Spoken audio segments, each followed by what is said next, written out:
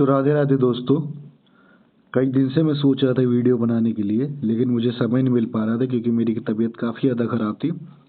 ये वीडियो उन हर SSC aspirants के लिए बहुत इंपॉर्टेंट होगी जिन्हें कुछ भी एसएससी की एमटीएस या सीजीएल या किसी भी एग्ज़ाम में मैथ्स के लेके नहीं आता है। बस शर्त ये कि थोड़ी बहुत मैथ्स आनी चाहिए।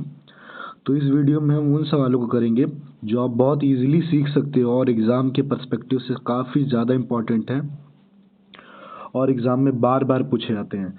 अभी एमटीएस का एग्ज़ाम चल रहा है तो टारगेट मैं उसी को करूँगा, लेकिन ये क्वेश्चंस सीजीएल तक के लिए भी इम्पॉर्टेंट होगी। तो कोई भी है, यहाँ तक कि बैंकिंग वाला भी होगा तो इस वीडियो को देखेगा तो उसे काफ़ी ज़्यादा हेल्प मिलेगी।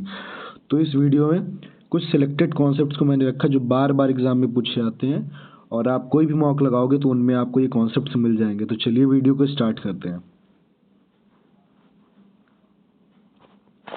जैसे कि पहला आप स्क्रीन पे क्वेश्चन देख पा रहे हो, if the price of a product is decreased by 50% then increased by 50% and then again increased by 50%, what is the net increase percent in the price. कह रहा है कि अगर एक कोई प्रोडक्ट है जिसका पहले प्राइस 50% डिक्रीज किया गया, फिर उसका 50% इंक्रीज किया गया और फिर उसके बाद एक बार और 50% इंक्रीज कर दिया गया, तो अब तक नेट इंक्रीज कितना हुआ है परसेंटेज में। तो जब भी तुम्हें कुछ ऐसे दिखे कि पहले बढ़ रहा है फिर घट रहा है या फिर बढ़ रहा है, यानी इस तरीके के क्वेश्चंस को हम बोलते हैं सक्सेसिव इंक्रीमेंट और सक्सेसिव डिक्रीमेंट, यानी क्रमागत बढ़ाओ या क्रमागत घटाओ। तो ऐसे क्वेश्चंस दिखे तो इनमें हमें सक्सेसिव का फॉर्मूला लगाना होता है। इतना बात आप याद कर लो। सक्सेसिव का फॉर्मूला होता है जैसे A% बढ़ा और B% बढ़ा, तो इनका जो फॉर्मूला होता है ये A+B AB अपॉन 100 ये फॉर्मूला होता है। अब अगर घटाव की बात होगी, यानी अगर डिक्रीमेंट हो रहा है तो वहाँ पे प्लस की जगह माइनस लगा देंगे और उसके हिसाब से हम फॉर्मूले को चेंज कर लेंगे। तो इस क्वेश्चन में पहले हम, और याद रखना ये पहले दो दो के लिए लगता है, जैसे इसमें 3 बार दिया गया ना, एक बार बढ़ रहा है फिर घटा फिर बढ़ रहा है, तो पहले हम इन दोनों को सॉल्व कर लेंगे, फिर जो आएगा उसके साथ इसको सॉल्व कर लेंगे। तो याद रखना दो दो के लिए फॉर्मूला बताया है। 3 का भी फॉर्मूला आता है लेकिन वो आपको करने की कोई जरूरत नहीं, इससे ही आपका काम हो जाएगा। तो चलो हम करते हैं दो दो का पहले। तो पहले हम देखते हैं कि हमारा पहले क्या बढ़ा, 50% घट गया। तो 50% घटा तो उसके लिए तुम क्या लिखोगे, माइनस का 50 लिखोगे पहले। तो लिख लेते माइनस का 50, एक सेकंड पेन छोटा करते हैं, माइनस का 50, फिर क्या है 50% बढ़ गया तो इसमें अब लिखोगे 50 प्लस का। तो मैंने बोलता ना जो साइन होगा वो लिख देना। तो फॉर्मूला कहते हैं A+B। तो हमारा A क्या था, निगेटिव था, तो हमने माइनस का 50 लिखा और फिर प्लस का। फिर दूसरा फॉर्मूला क्या कहता है, प्लस AB। तो A हमारा जो माइनस का है और B हमारा प्लस का है, AB अपॉन 100। तो ये तुम्हें लिख देना है। अब इसको सॉल्व कर लो। तो माइनस की 50 से एक सेकंड, सब कुछ चला गया क्या, I am sorry for that, सब कुछ चला गया। फिर से मैं लिख दे रहा हूँ कि माइनस का 50 प्लस का 50 और ये यहाँ पे -50 प्लस 50 अपॉन 100। तो देखो ये माइनस का है और ये प्लस का है, ये माइनस के प्लस का ये दोनों कट जाएंगे तो बचेगा क्या, सिर्फ हमारा ये टर्म बचेगा। तो इसको जब हम सॉल्व कर लें तो इसको सॉल्व करने पे क्या आएगा, स्लाइड ले लेते हैं। इसको सॉल्व करने पे हमारा आएगा, जो हमारा पहला टर्म कट गया तो हमारा यहाँ पे बचा माइनस के 50 इंटू प्लस का 50 अपॉन 100। तो इसको सॉल्व करोगे तो एक जीरो से ये जीरो कैंसिल हुआ, एक जीरो से ये कैंसिल हुआ, ये आ गया माइनस का 25%। ठीक है, तो ये आ गया तुम्हारे पहले दो का इंक्रीज सक्सेसफुल कितना हुआ। अभी हमारा माइनस का नहीं यानी डिक्रीमेंट हुआ है। तो अभी हम बात करें हमारा क्या हुआ, यहाँ तक के हमने सॉल्व कर लिया, यहाँ तक के क्वेश्चन सॉल्व कर लिया। तो इनकी वजह से जो हमें नेट चेंज मिला वो माइनस का 25% का चेंज मिला। फिर क्या कह रहा है, फिर तुम्हारा अगेन 50% बढ़ जाता है। तो देखो मैंने बोलता दो दो बार तुम्हें सॉल्व करना, दो दो को लेकर। तो पहले यहाँ तक का हमने सॉल्व कर लिया। अब देखना है क्या है, हमें ये 50% इंक्रीज हो रहा है तो अब 50% इंक्रीज, यानी अब ये हमारा A बन जाएगा और ये हमारा B बन जाएगा जो 50 का इंक्रीज हुआ। फॉर्मूला क्या है, फिर से स्लाइड लेते हैं। फॉर्मूला हमारा था कि A+B in bracket AB upon 100 ये होता है। तो हमारा अब यहाँ पे ए क्या है, ए हमारा माइनस का 25 क्योंकि अभी हमने निकाला था निगेटिव में आया था, और बी हमारा है यहाँ पे प्लस का 50। ठीक है, अगर मेरी आवाज़ नहीं आ रही होगी तो आप लोग हेडफोन यूज़ कर लो, क्योंकि मैं रात को 12 बजे के करीब वीडियो बना रहा हूँ, सब लोग सो रहे हैं, तो मैं थोड़ा धीमे बोलने की कोशिश कर रहा हूँ, तो आप लोग थोड़ा सा मैनेज करना। तो अभी इसको सॉल्व करते हैं। तो इसको जब सॉल्व करेंगे तो यहाँ पे हो जाएगा, फॉर्मूले के अकॉर्डिंग वैल्यूज़ रखेंगे, तो माइनस का 25 प्लस का 50, और फिर अब सीधे में वैल्यूज़ रख रहा हूँ, तो ये माइनस का 25 हो जाएगा इंटू प्लस का 50 हो जाएगा अपॉन 100 हो जाएगा। ठीक है, जब इस टर्म को हम सॉल्व करेंगे, इतने टर्म को सॉल्व करेंगे, तो इतने की वैल्यू आएगी, प्लस की 50 में से माइनस का 25 जाएगा, तो प्लस का 25 बचेगा, और ये टर्म पूरा माइनस का है, तो ये माइनस का कितना आ जाएगा, 1 0 से 1 0 कैंसिल हुआ, और ये आगे तुम्हारा 2 पॉइंट, ये आगे 25 25 125 बटे 10 यानी 12.5। तो 25 में से 12.5 घटाओगे तो 12.5 आएगा, वही प्लस का आया, यानी प्लस का परसेंट आया, यानी बढ़ोतरी हो रही। तो हमारा क्वेश्चन के हिसाब से ऑप्शन क्या हो जाएगा, क्वेश्चन के हिसाब से हमारा ऑप्शन हो जाएगा, तो इसमें देखो नेट इंक्रीज पूछा ही था और हमारा आंसर भी प्लस में था, यानी इंक्रीज हो रहा है। तो अब क्या हो जाएगा हमारा ऑप्शन प्लस का 12.5। तो जो भी लोग अगर वीडियो स्पीड स्लो लग रही है तो आप 2x पे देख सकते हो, मैं इसलिए थोड़ा धीरे पढ़ा रहा हूँ, क्योंकि जो लोग ने कमेंट किया था मेरे टेलीग्राम पे, तो मैं उनका लेवल जान रहा हूँ कि शायद उन्हें थोड़ी सी मैथ में दिक्कत हो सकती है, तो इसीलिए मैं थोड़ा स्लो पेस में पढ़ा रहा हूँ ताकि सबको समझ में आए। तो जिनको आता है वो 2x पे भी कर सकते हैं। मैंने हर एक टॉपिक का एक क्वेश्चन रखा और बेस्ट जो भी क्वेश्चन हो सकते हैं उनको रखा है, और MTS के लिए तो वीडियो रामबाण होने वाली है, बाकी लोगों के लिए भी बहुत अच्छी होगी।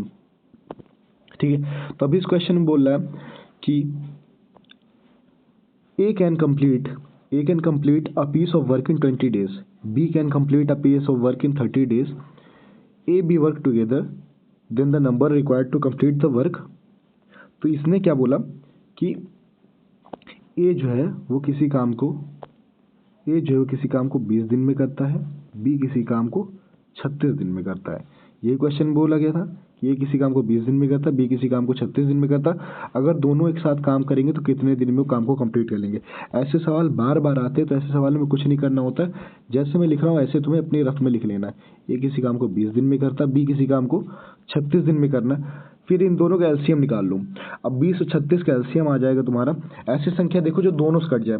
ठीक है, तो अभी जैसे मेरी तो प्रैक्टिस हो चुकी है क्वेश्चन करने की, तुम्हें भी धीरे धीरे हो जाएगी, तुम नहीं डायरेक्ट लिख पाते तो तुम दोनों का एलसीएम लेके देख लो कि कैसे आएगा। तो या फिर ये देख लो कोई भी सबसे लोएस्ट वैल्यू क्या हो सकती है जो दोनों से कट जाए। तो 180 जो है दोनों से कट जाएगी, सबसे लोएस्ट वैल्यू है जो दोनों से कट सकती है।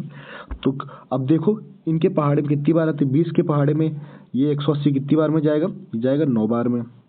ठीक है, और 36 से 180 कितनी बार में जाएगा, तो जाएगा 5 बार में। तो ये तुम्हें लग गया कि अब ये तुम्हें पता लग गया इनकी एफिशिएंसी की, ए किसी काम को 9 घंटे में कर सकता है और बी किसी काम को, मतलब यहाँ पे यूनिट तुम कोई भी ले सकते हो। ठीक है, अब अगर ये दोनों काम करते हैं तो एक दिन में ए कितना 9 काम करता है, बी एक दिन में कितना काम करता है 5। अगर दोनों काम करेंगे तो दोनों को जोड़ लो, टोटल काम कितना तुम्हारा 180 है, और दोनों एक दिन में कर कितना सकते हैं 9 + 5, तो हो जाएगा 9 5 14।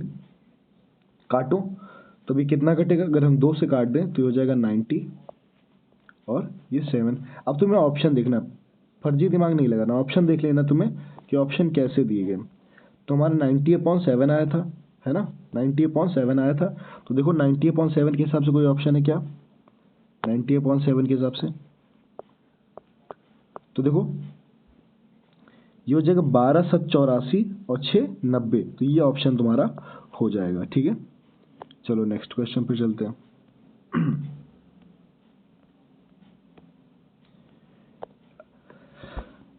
The price of a commodity increased from 200 to 250. What is the percentage increase in price? देखो ऐसे क्वेश्चंस काफ़ी आते हैं, तुम्हारे MTS में भी काफ़ी ज़्यादा पूछे गए और भी एग्जाम्स में आते हैं कि जिसमें या तो कमोडिटी का दे देगा या किसी चीज़ का दे देगा कि एक ये था इससे बढ़ गया तो परसेंटेज इंक्रीज कितना होगा। तो देखो पहले कोई चीज़ कितने की थी, तो जो ओरिजिनल होता है जिससे कंपैरिजन करना उसको तुम्हें नीचे लिखना होता है ऐसे क्वेश्चन में।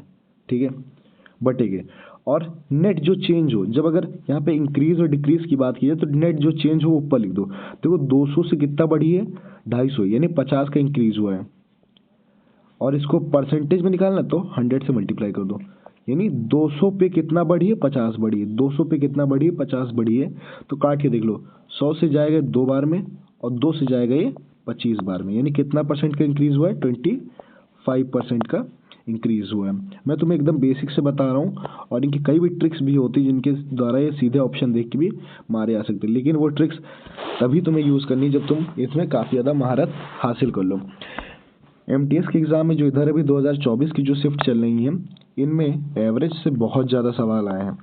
कभी कभी एक शिफ्ट में 2-3 क्वेश्चन देखने को मिल रहा है, इसलिए मैंने एवरेज का भी क्वेश्चन ऐड कर दिया है।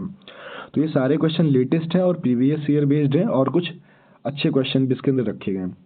तो इनकी प्रैक्टिस तुम अच्छे से करके जाओ, ठीक है। और हाँ, जो भी एमटीएस वाले हैं, एक मैंने रीजनिंग की एक वीडियो बना के डाली है, वो तुम लोग के लिए बहुत ज़्यादा इफेक्टिव है। कई लोगों ने कमेंट भी किया है, और वो सिर्फ 11 मिनट की है। उसमें मैंने 10 से ज़्यादा कॉन्सेप्ट 11 मिनट में कराए हैं, और वही क्वेश्चन कराए हैं जो मोस्ट रिपीटेड हैं। तो तुम वो चाहो तो देख सकते हो, मैं कमेंट बॉक्स में डाल दूंगा।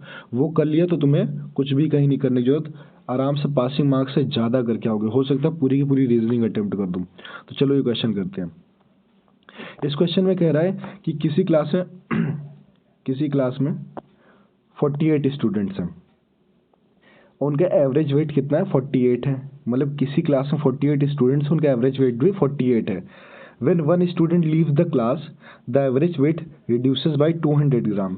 What is the weight of the student who left the class? देखो, इसको तुम कई तरीकों से कर सकते हो, लेकिन मैं ये सोच के चलता हूँ कि तुम्हें जो भी वीडियो देख रहे हो उनको सारे तरीके नहीं पता होंगे, तो बेसिक से इस चीज़ को कैसे करेंगे वो मैं तुम्हें सिखा देता हूँ। तो एवरेज होता है कि एवरेज जो होता है वो किसी चीज़ का सम होता है अपॉन टोटल कितनी संख्याएं हैं। तो अभी यहाँ पे देखो, यहाँ पे अगर हम यहाँ पे देखें तो हमें दिया गया है, यहाँ पे हमें दिया गया है, यहाँ पे हमें जो दिया है, यहाँ पे हमें दिया एवरेज। तो एवरेज कितना दिया, 48, और सम हमें पता नहीं है, लेकिन बच्चे कितने, 48 ही हैं, है ना। 48 बच्चे ही हैं इसमें, और हमें सम निकालना है। तो अभी हम क्या करें कि अगर हम ये देखें कि 48 बच्चों की जो उम्र रही होगी, कुछ कुछ उम्र रही होगी, तो उनको अगर हम जोड़ने पे कितना हमारा आएगा, तो वो हम यहाँ से सम निकाल सकते हैं। तो सम का फॉर्मूला क्या होता है, एवरेज में ही number of people, number of students को मल्टीप्लाई कर दो। तो अगर इसमें मल्टीप्लाई हो जाएगा तो 48 का जो स्क्वायर होता है वो 2304 होता है। कैसे मैंने इतनी जल्दी निकाला, तो इसकी ट्रिक्स होती हैं निकालने की, जो भी तैयारी करते हैं उसी की। तो ये पता लगे कि जो उस क्लास में 48 बच्चे थे, उनका जो, जैसे मान लो किसी की 41 रहेगी, किसी को 49 रहेगी, सारे जब जोड़ोगे तो उनका जो सम आएगा 2304 आएगा। कितने लोगों का, 48 लोगों का। फिर कह रहा है कि अगर उनमें से एक बच्चा छोड़ दे तो एवरेज वेट जो है 200 से रिड्यूस हो जाता है। यानी अभी तक के 48 बच्चों का सम इतना था, 47 हो जाए। अगर बच्चे 47 बच्चों का सम हमें निकालना हो, तो अगर जब एक बच्चा छोड़ा तो 48 से 47 हो गए। तो अभी तक के 2304 था, लेकिन जब एक बच्चे ने छोड़ा तो जो तुम्हारा एवरेज वेट जो था वो 200 ग्राम घट गया। 200 ग्राम घट गया, यानी एवरेज वेट 200 ग्राम घट गया। यानी पहले एवरेज वेट 48 था, अब 200 ग्राम घट गया, तब कितना हो जाएगा, 47.8 हो जाएगा, है ना। तो 47.8 कितने लोगों का एवरेज वेट है, तो ये तुम्हारा है 47 लोगों का। तो यहाँ से अगर हम सम निकालें तो क्या हो जाएगा इनका, तो 47.8 इंटू 47। तो इसको जब मल्टीप्लाई करोगे, तो इसको मल्टीप्लाई कर लेते हैं हम एक बार, तो ये तुम्हारा हो जाएगा 47 मल्टीप्लाइड बाई 47.8, तो ये तुम्हारा जाएगा 2246.6। तो 47 लोगों का जो सम आ जाएगा वो आ जाएगा 2246। तब इनको घटा दो तो हमें पता लग जाएगा वो एक बंदे का कितना वेट था। तो जब इसको घटाओगे तो तुम्हारा आ जाएगा 57.4। इसको जब घटाओगे तो आ जाएगा 57.4। तो ये तुम्हारा आंसर हो जाएगा। जिसको नहीं समझ में एक बार दोबारा से इसको रिपीट करके देख लेना। मैंने क्या बताया कि पहले तो तुम्हें 48 बच्चों का एवरेज दिया था, 48 का जो एवरेज दिया था वो दिया, तो वहाँ से हमने सम निकाला, तो 48 बच्चों का जो सम आया वो 2304 4 आ गया। फिर उसने कहा कि जब एक बच्चा लीव कर देता है तो एवरेज वेट हमारा घट जाता है। पहले एवरेज हमारा 48 था, तो जब 200 ग्राम घटा तो एवरेज हमारा 47.8 हो गया। और ये कितने लोगों का है? 47 लोगों का है। तो ये क्या हो गया? Average multiplied by sum multiplied by number is equal to sum होता है। तो 47 लोगों का सम आ गया, जो कि हमारा 2306, जो कि हमारा 2246.6 करके आया था। अब देखो, ये 48 लोगों का सम है, 47 लोगों का सम है। अगर ऊपर वाले में से नीचे वाला घटा दें तो हमें पता लग जाएगा वो एक बच्चा जो बचा था, जो निकल गया था, उसका वेट कितना होगा। तो इस तरीके से सवाल सॉल्व हो गया। चलो आगे चलते हैं। अब देखो, ये प्रोपोर्शनल वाले सवाल भी काफ़ी ज़्यादा इंपॉर्टेंट होते हैं और कई ज़्यादा पूछे जाते हैं। तो प्रोपोर्शनल में सवाल कितने तरीके के बनते हैं? तो पहला तो तुम्हारा बनता है मीन प्रोपोर्शनल। पहला तुम्हारा बनता है मीन प्रोपोर्शनल का सवाल। मीन प्रोपोर्शनल का सवाल तुम्हारा बनता है पहला। फिर तुम्हारा होता है थर्ड प्रोपोर्शनल। फिर तुम्हारा होता है फोर्थ प्रोपोर्शनल। ठीक है। अब मीन प्रोपोर्शनल बनता है तुम्हारे, जब मान लो कोई ए है, बी है और सी है, तो इसमें तुम्हारा मीन प्रोपोर्शनल का सवाल बनता है।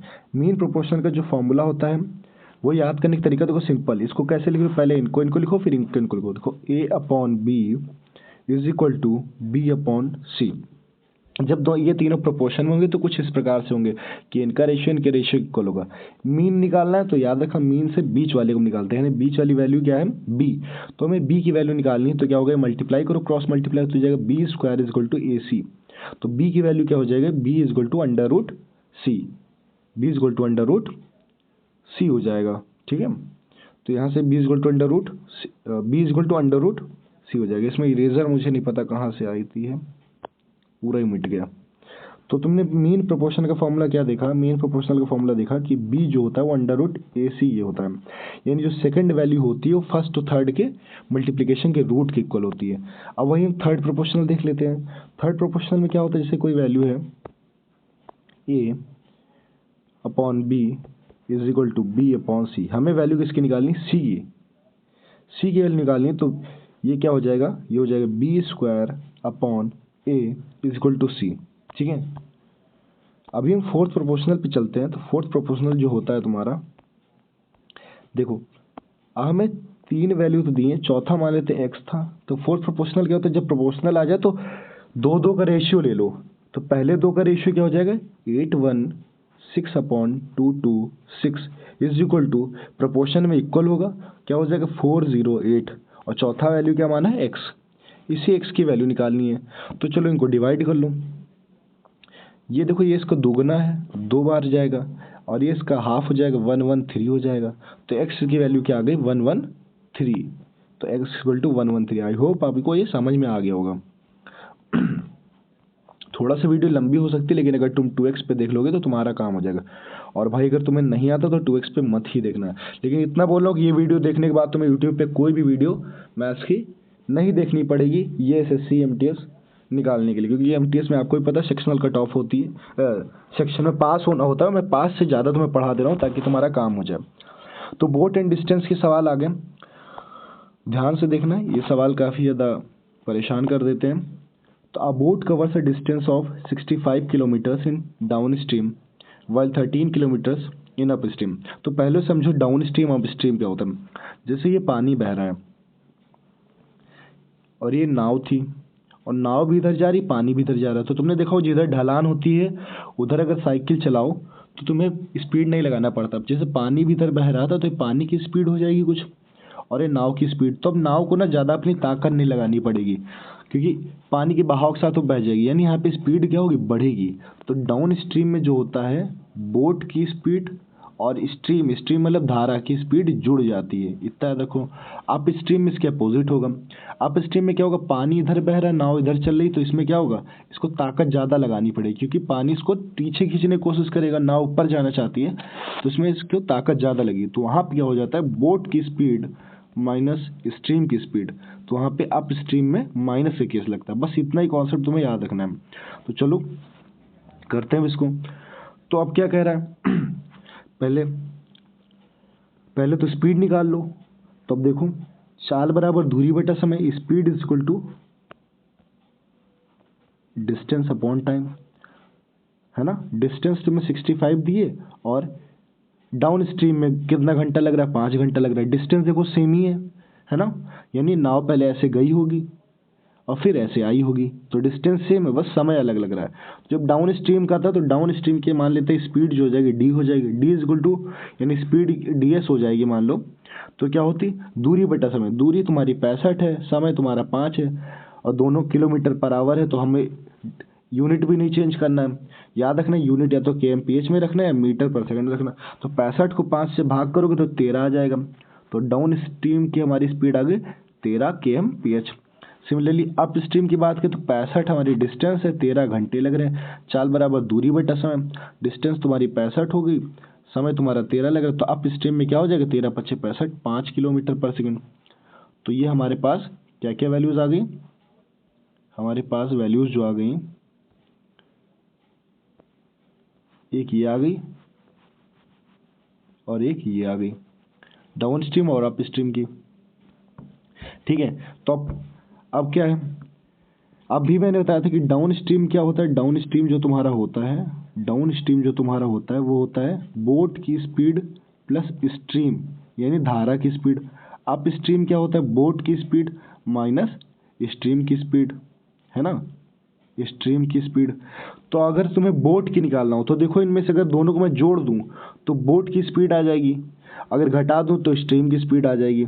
तो जब तुम्हें बोट की स्पीड निकालनी हो तो बोट की स्पीड का फॉर्मूला होता है D plus U by two. ये लिख लो formula, B is equal to D plus U by two. ये होती बोट की स्पीड। अगर तुमसे धारा पूछ ले तो होता है D minus you by to. तो हमसे क्या पूछा है, बोट की स्पीड पूछा है, तो हमें क्या करना है, दोनों को जोड़ देना है। तो 13 और 5 18 और 18/2 यानी 9 हो जाएगी इसकी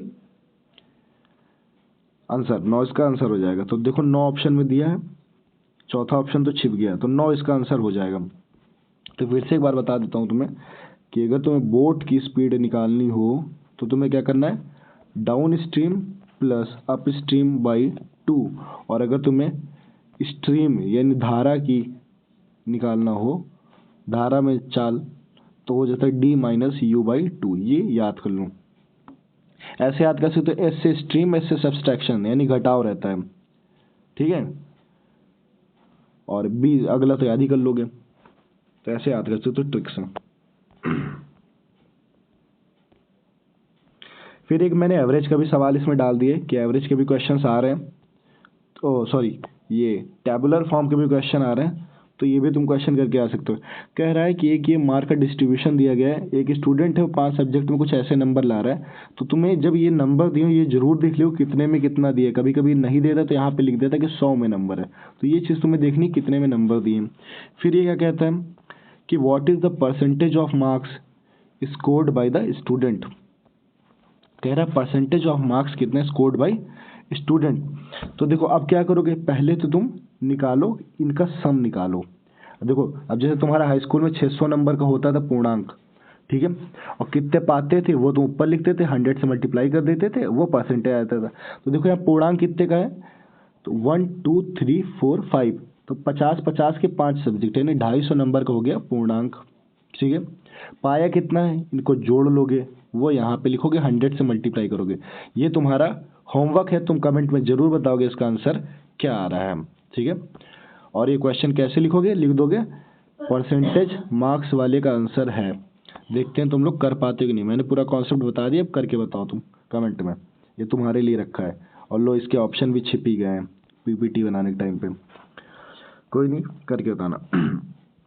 चलो ऐसे सवाल ही बहुत आते हैं अल्टरनेट वाले, यहाँ पे काम छोड़ने वाला भी मैंने ले लिया है। काफ़ी बच्चे इससे परेशान होते हैं और ये थोड़ा घुमा के आ जाता है, ये भी आज सिखा दूंगा, इसके बाद तुम्हें कभी डर नहीं लगेगा। तो कह रहा है A can do a piece of work in 10 days. तो मैंने सिखाया था कैसे काम करना होता है कि लिखो ए कितने दिन में काम कर रहा है, 10 दिन में काम कर रहा है, ठीक है, ए 10 दिन में कोई काम कर रहा है। B can do a work in 15 days. तो अब जब मिल गया तो इनकी निकालो टोटल वर्क, ना एलसीएम क्या हो जाएगा, जो दोनों से कट जाए वो जाएगा 30, ठीक। इसकी इफिशियंसी क्या हो जाएगी, 10 तियाँ 30, 3 हो जाएगा, यानी ए 3 काम करता है। बी की हो जाएगी 15 दूना 30, तो बी का क्या हो गया 2, यानी ये पता लगे एक दिन में कितना काम कर सकता है, 3 और ये 2, ठीक है। फिर क्या करें, they work together for 2 days। देखो पहले ये एक दिन में कितना काम कर रहे हैं, ए और बी अगर मिल जाए तो एक दिन में कितना काम करेंगे, 3 + 2, यानी एक दिन में काम करेंगे 5, तो 2 दिन में काम करेंगे ये 5 दूनी 10। इतनी बात क्लियर। तो जब 10 काम इन्होंने कर लिए तो कितना काम बचा, अब 30 में से 10 जाएगा तो कितना काम बचेगा, 20 काम बचा, 20 तुम्हारा रेस्ट वर्क बचा। इतनी बात क्लियर हो गई। मैंने क्या बोला, एक दिन में 3 काम करता है, एक दिन में ये 2 काम करता है, यानी दोनों ए प्लस बी मिलके एक दिन में 5 काम करते हैं। तो 2 दिन इन्होंने 7 काम किए, तो 2 दिन में कितना काम करेंगे, 10 काम करेंगे। तो टोटल काम हमारा 30 था। यहाँ पे जो आता है टोटल काम आता है, इनका जो एलसीएम होता है टोटल काम। तो 30 में से 10 गया तो हमारा कितना काम बचा, 20 का काम बचा। फिर क्या कह रहा है, 2 दिन बाद ए छोड़ देता है। जब ए छोड़ देगा तो कौन बचेगा अकेले, बी। तो ए छोड़ दिया तो ए का काम खत्म कर दो, बचा कौन, बी। तो अब क्या कह रहा है, how long will we take to remaining work, यानी अब बचे काम को बी कितने दिन में काम करेगा। बचा काम 20 है, बी एक दिन में 2 काम करता है, 20 काम करने में कितना दिन लगेगा, 20 को 2 से डिवाइड करो तो आ जाएगा आंसर 10। तो यानी इसका ऑप्शन क्या हो जाएगा, 10 हो जाएगा। ठीक है, रिपीट करके तुम देख सकते हो, मैं बार बार नहीं समझा सकता हूँ क्योंकि वीडियो काफ़ी लंबी हो जाएगी, फिर तुम लोग बोलोगे लंबी कर दी वीडियो, और तुम्हें पता है यार बेसिक्स समझाने में थोड़ा सा टाइम लग जाता है। If the cost price of 12 mangoes is equal to the selling price, जब तुम्हें ऐसा क्वेश्चन दिखे कि किसी का कॉस्ट प्राइस किसी की सेलिंग प्राइस इक्वल है, ये बहुत इंपॉर्टेंट कॉन्सेप्ट है। ऐसे करने जाओगे तो बहुत समय लगेगा, ट्रिक से सिखा दे। जब कभी बता दे कि इतने का सीपी इतने के एसपी के बराबर है तो क्या होगा, तो कुछ नहीं करना होता है इसमें। कॉस्ट प्राइस ऑफ 12 मैंगोज तो यानी 12 सीपी, ऐसे तुम कंफ्यूज नहीं होगे, इज इक्वल टू 16 एसपी। इतनी बात समझ कि 12 का जो सीपी है वो 16 के एसपी के इक्वल है। यही चीज़ जो लिखी वही लिख दिया कि 12 का सीपी 16 के इक्वल है। तो आप क्या करो, सीपी का एसपी से रेशियो निकाल लो, CP upon SP is equal to 16/12। क्या 4 से काट सकते, 3 और 4 बार 4 3 12, 4 चौक 16, तो हो जाएगा 4/3। इतनी बात क्लियर साहब। सीपी अपॉन एसपी का जो रेशियो आया 4/3 आया। लॉस परसेंट जो होता है वो होता है तुम्हारा CP minus SP upon CP. Values put कर दो, सीपी की वैल्यू 4 है, एसपी की वैल्यू 3 है और ये 4 है, कटा दो, 1/4 आ गया, 1/4 आ गया। परसेंट लगा तो इसको 100 से मल्टीप्लाई कर दोगे, तो 100 को जब 4 से डिवाइड करो तो आ जाएगा 25%। तो 25% का आंसर हो जाएगा। यहाँ से भी देख के तुम जान सकते हो कि कितना कितना होगा, लेकिन ये ट्रिक का गेम है, ये अभी नहीं बताऊंगा तुम्हें क्योंकि फिर कंफ्यूज हो जाओगे। तो बेसिक से सीख लो और आसान बता दिया, तो 25% इसका आंसर हो जाएगा। देखो इसमें मैंने एकदम बेसिक से तुम्हें बता रहा हूँ, इसमें कोई ट्रिक वगैरह मैं नहीं बता रहा हूँ, इस तरीके से बता रहा हूँ कि ट्रिक भी थोड़ी बहुत जान लो और सीख भी जाओ। अब एक मैंने बार ग्राफ का भी क्वेश्चन ले लिया, ठीक है। तो अब क्या है कि ये बार ग्राफ किसको दिखा रहा है, ई साइकिल्स, जो इलेक्ट्रिकल साइकिल्स हैं, किसी मेट्रो स्टेशन पे 12 से 6 बजे तक जो पार्किंग होती है उनके बारे में बता रहा है। तो ये पूछ रहा है कि how many times number of E cycle parked more than average. देखो कभी कभी क्वेश्चन बहुत आसान होता है लेकिन तुम देख के डर जाते हो। कह रहा है कितनी बार जो ई साइकिल है वो एवरेज से ज़्यादा पार होती है। तो पहले देखो एवरेज कितना आ रहा है इनका, देखो कितनी है, 1 2 3 4 5 6 7, ये 7 साइकिल है। और सम कितना हो जाएगा, ये वाली साइकिल 35 बार पार्क होती है, 65 बार होती है, 45 बार होती है, 55 होता है, 45 होती है। तो अब क्या करोगे, इसमें कुछ नहीं करना है, इसमें तुम्हें करना है, ये भी तुम्हारा होमवर्क है। क्यों, इनको पहले जोड़ो, ये जो भी वैल्यूज है इनको जोड़ लो,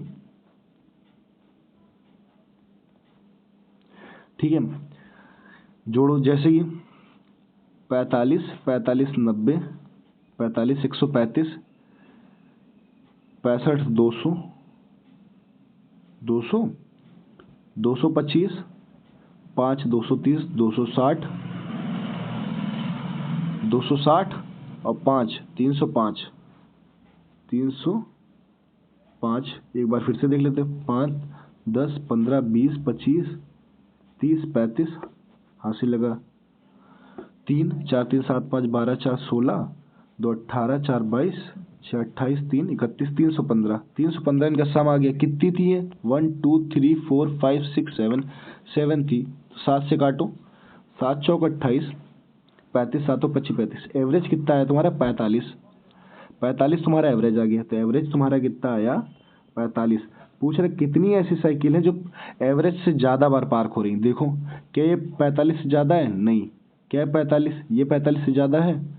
तो हाँ। क्या ये 45 से ज़्यादा है? नहीं नहीं नहीं, हाँ नहीं। यानी कितनी साइकिल हैं जो 45 से ज़्यादा पार्क हो रही? दो ऐसे समय हैं जिन्हें 45 से ज़्यादा बार पार्क हो रही। तो कौन आंसर में क्या हो जाएगा? दो, 2 टाइम्स। क्या 2 टाइम्स ऑप्शन में दिया है? क्या 2 टाइम्स ऑप्शन में दिया है? हाँ 2 टाइम्स ऑप्शन में दिया है। तो इस तरीके से करना होता है। आ जाता है सिंप्लीफिकेशन। देख के डर जाते हो ऐसे सवालों को, या तो लास्ट में करा करो क्योंकि ये बहुत आसान होते हैं लेकिन कंफ्यूजिंग होते हैं, तो तुम गलत करने के चांसेस तुम्हारे बढ़ जाते हैं। तो हमेशा बॉड मास याद रखो, बॉड मास। पहले bracket, is there any bracket? No. क्या ऑफ दिया? नहीं। तो अब हमें क्या है, डिमास फॉलो करना है डिवीजन से पहले। पहले डिवीजन वाला फॉलो कर लो, ठीक है। डिवीजन जहाँ जहाँ फॉलो करो। तो 3 को 3 से डिवाइड करो क्या हो जाएगा 1, बाकी चीज़ें वैसे लिख लो। माइनस 6 को 3 से डिवाइड करोगे तो हो जाएगा 2 plus 7। Similarly in the denominator 5 को 5 से डिवाइड करोगे, 6 को 6 से डिवाइड करो। पहले डिवीजन करते हैं। 5 को 5 से किया तो 1 आया, गुणे 6 को 6 से किया तो 1 आया, प्लस 3। फिर मल्टीप्लिकेशन करना होता है। 1 दूनी 2, तो आगे 2 में से 2 गया प्लस 7, नीचे भी 1 1 कम 1, तो 1 प्लस 3। तो क्या हो गया 3 3 6, 2 से 2 घटा तो ऊपर बचा 7, नीचे बचा 7, तो 7 से 7 घटा, आंसर आ गया 1। तो क्या ऑप्शन में 1 दिया है? कंप्यूटर वहाँ से ऑप्शन नंबर 1 को लॉक किया जाए।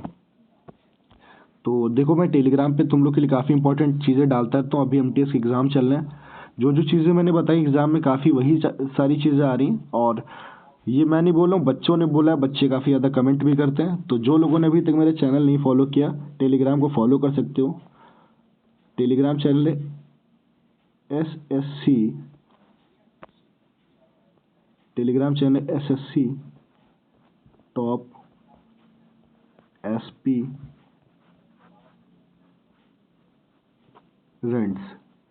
टॉप एस्पिरेंट्स फॉलो कर लो, काफ़ी हेल्प तुम्हें मिलेगी।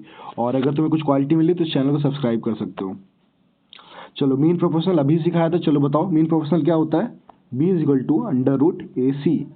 ए की वैल्यू दी, सी की वैल्यू दी, बी यहाँ पे क्या होता है, बी ही तुम्हारा मीन प्रोपोर्शनल होता है। चलो इनका रूट लेके इनको मल्टीप्लाई करो, तो रूट लिखो 0.8 इंटू 7.2। जब पॉइंट दिखे तो कंफ्यूज नहीं होना है, बस देख लेना कितने पॉइंट है।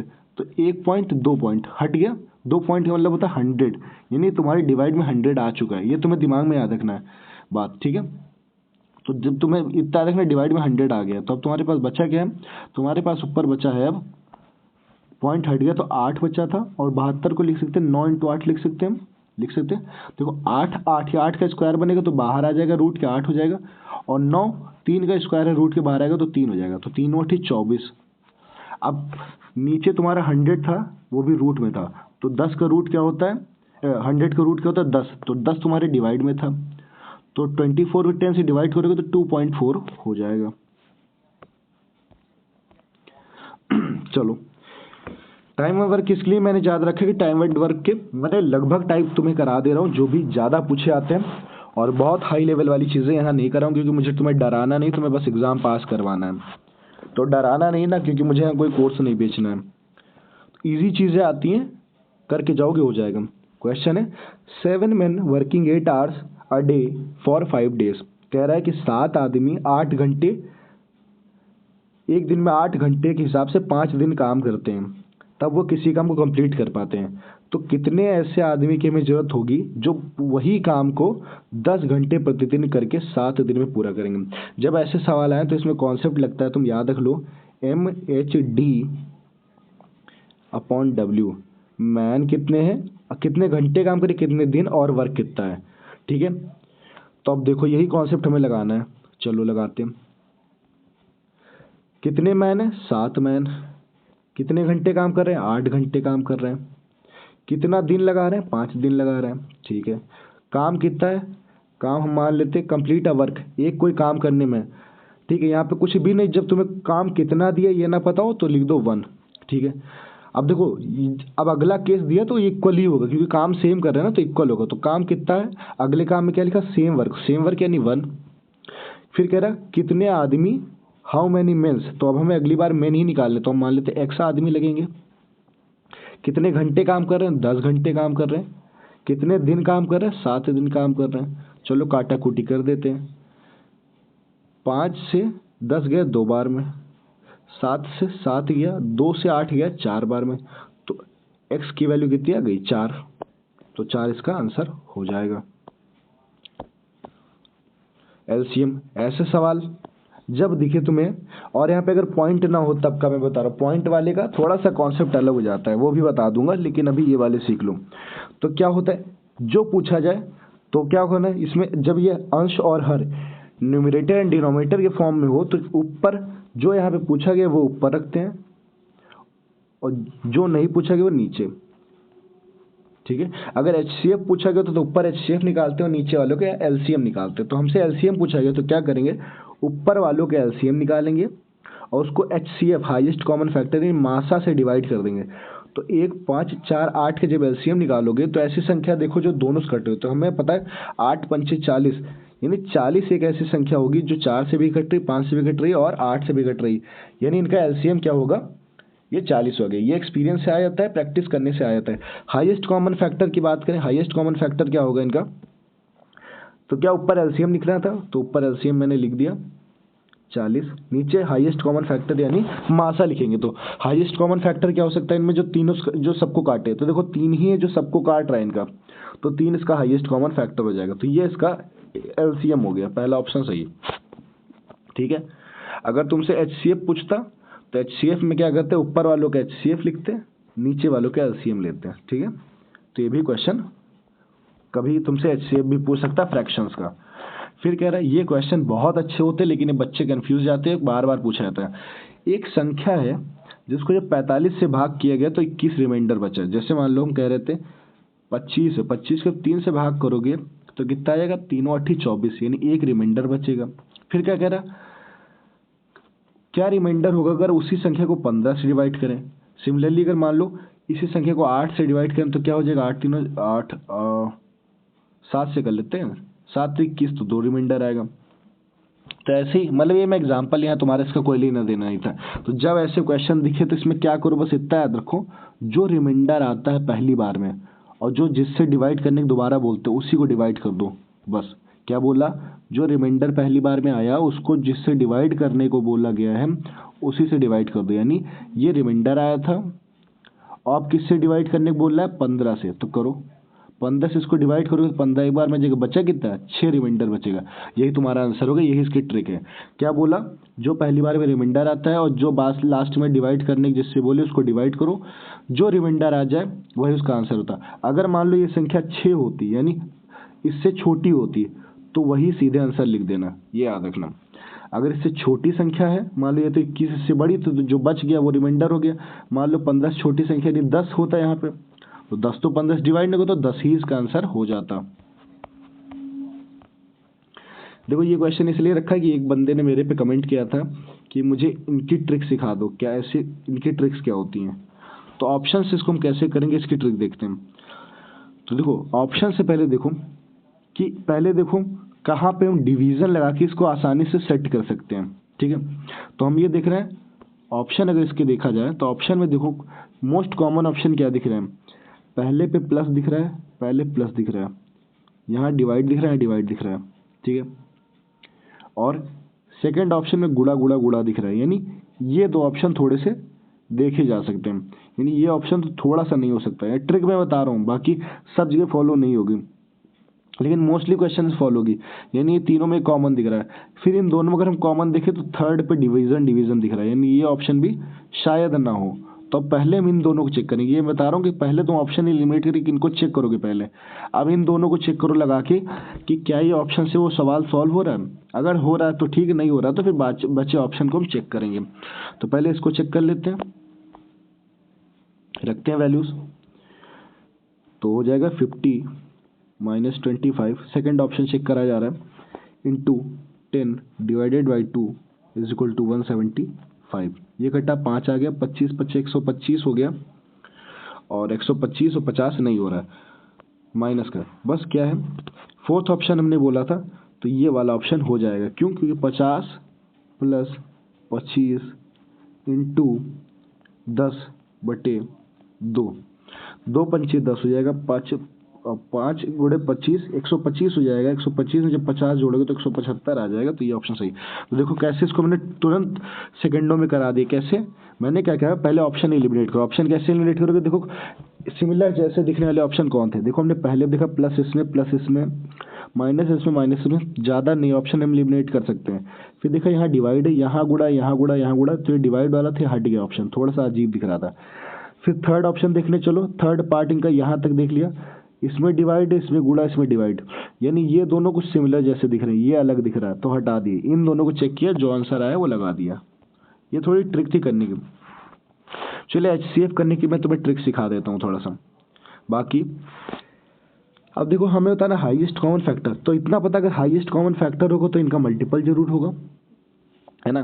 तो ऑप्शन से देख लो, ऑप्शन से देखो, पहले 5 का देखो, क्या 5 की डिविजिबिलिटी क्या आती है? कोई भी चीज़ अगर 5 का मल्टीपल है तो उसके लास्ट में 0 होगा या फिर 5 होगा। तो इसमें 0 है, इसमें 5 है, ये तो 5 से डिविजिबल है। क्या 98 5 से डिविजिबल होगा? किसी भी हालत। देखो रात के 1 बज चुके हैं और रात के 1 बजे मैं वीडियो शूट कर रहा हूँ। अब पता नहीं ये स्क्रीन पे शो हो रहा है कि नहीं हो पा रहा है, तो अभी 98 तो नहीं होगा, यानी 5 तो इसका हो नहीं सकता, क्योंकि जो हाईएस्ट कॉमन फैक्टर होगा तीनों को काटेगा। फिर 7 देख लेते हैं, पहले ऊपर के देख लेते हैं, 6 3।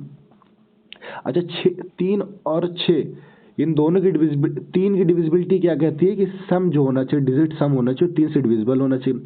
तो इसका डिजिट सम 2 1 3 आ रहा है, इसका 1 7 8 5 13, क्या 13 3 से डिविजिबल होता है? नहीं, तो ये भी ऑप्शन नहीं होगा। और 6 की डिविजिबिलिटी यही कहती है कि 2 से और 3 दोनों से डिविजिबल हो वो संख्या।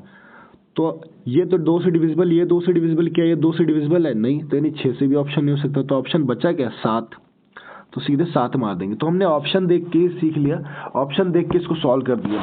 बाकी HCF निकालना तो तुम सब लोग जानते होगे।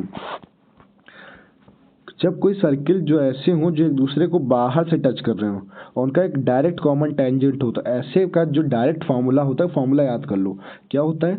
ये होता है 2√R1R2। तो पहले ये रट लो, ये फॉर्मूला ही सीधे याद कर लो ऐसे सवालों का। डायरेक्ट कॉमन टेंजेंट जब ऐसे दिया हो, 2 सर्किल दिए हो और डायरेक्ट कॉमन टेंजेंट निकालना हो जो बाहर टच करो, तो उनका फॉर्मूला तो 2R1R2 लिख लो, ये पूरी लाइन, ठीक है। तो क्या लिखोगे? 2√R1 कितना है 18, R2 कितना है 8, तो 8 28 64 6 8 8 6 14, तो 2√144, 144 किसका रूट होता है? 12 का। 12 इंटू 2 कितना हो जाएगा? 24 इसका आंसर। चलो ये सवाल, जब तुम्हें सवाल के अंदर क्या दिया? मार्कअप दिया, यानी MP दे दिया, ठीक है, डिस्काउंट दे दिया, प्रॉफिट पूछ रहा है। अब मार्कअप हुआ है तो मार्कअप होगा CP पे हुआ होगा। जब ये 4 चीज़ें दी हों तो इनके लिए एक फॉर्मूला बना है, MP/CP is equal to profit और लॉस अपॉन डिस्काउंट। ये फॉर्मूला लिख लो, हर जगह लग जाएगा ऐसे सवालों में। जब इन चारों में से कोई भी 3 चीज़ें दी हो, एक चीज़ निकालना हो तो फॉर्मूला लगा देना, ठीक है। चलो लगाते हैं। क्या कह रहा है कि रामलाल किसी गुड को 40% मार्क करता है। मान लेते उसका CP 100 रहा होगा, तभी तो उस पर मार्कअप करके उसने 100 की चीज़ 40% बढ़ाया होगा, तो 100 की चीज़ को 140 कर दिया होगा। इतनी बात समझ में आ रही? जब कुछ ना दिया हो तो मान लेते हैं हम यहाँ पे कि जो हमारा